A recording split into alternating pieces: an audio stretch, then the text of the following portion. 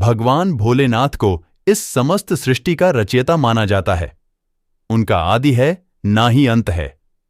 पौराणिक कथाओं के अनुसार भगवान शिव का विवाह पार्वती जी के साथ हुआ था। इस विवाह के लिए पार्वती जी को सैकड़ों वर्षों तक कठोर तपस्या भी करनी पड़ी थी। हिंदू धर्म में सोमवार के दिन का बेहद महत्व माना जाता है।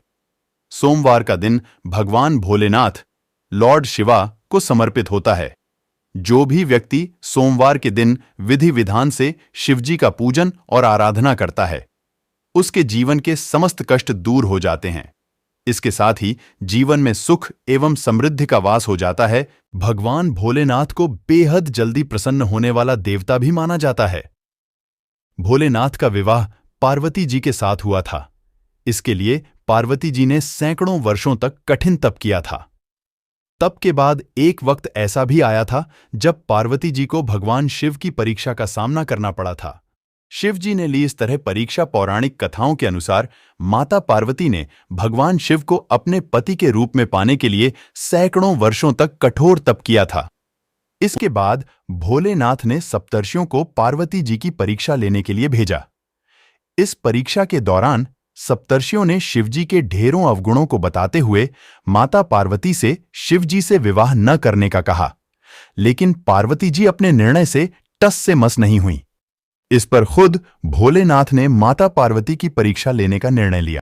माता पार्वती के तप से प्रसन्न होकर शंकर जी उनके सामने प्रकट हुए और उन्हें वरदान देकर अंतर्ध्यान हो गए।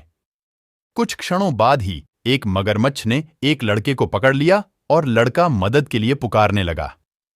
बच्चे की आवाज सुनकर पार्वती जी नदी किनारे पहुंची और उनका मन द्रवित हो गया।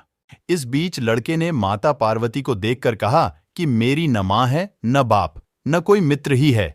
माता, आप ही मेरी रक्षा करें। इस पर पार्वती जी ने मगरमच्छ से कहा कि ग्राह इस लड़के को छोड़ दें।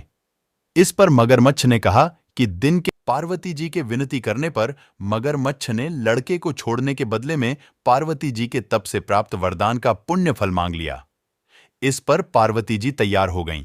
मगरमच्छ ने बालक को छोड़ दिया और तेजस्वी बन गया। अपने तप का फल दान करने के बाद पार्वती जी ने बालक को बचा लिया और एक बार फिर भोलेनाथ को प्रसन्न करने के लिए तप करने बैठ गईं। इस पर भोलेनाथ दोबारा प्रकट हुए और पूछा कि तुम अब क्यों तप कर रही हो? मैंने तुम्हें पहले ही मनमांगा दान दे दिया है। इस पर पार्वती जी ने अपने तप का फल दान करने की बात कही। इस पर शिवजी प्रसन्न होकर बोले, मगरमच्छ और लड़के दोनों के स्वरूप में मैं ही था। मैं तुम्हारी परीक्षा ले रहा था कि तुम्हारा चित्त प्राणी मात्र में अपने सुख दुख का अनुभव करता है या नहीं। तुम्हारी परीक्षा लेने के लिए ही मैंने ये लीला रचाई थी। अनेकों रूप में दिखने वाला मैं ही एक सत्य हूं। अनेक शरीरों में नजर आने वाला मैं निर्विकार हूं। इस तरह पार्वती जी शिव जी की परीक्षा में उत्तीर्ण हुई और उनकी अर्धांगिनी बनी।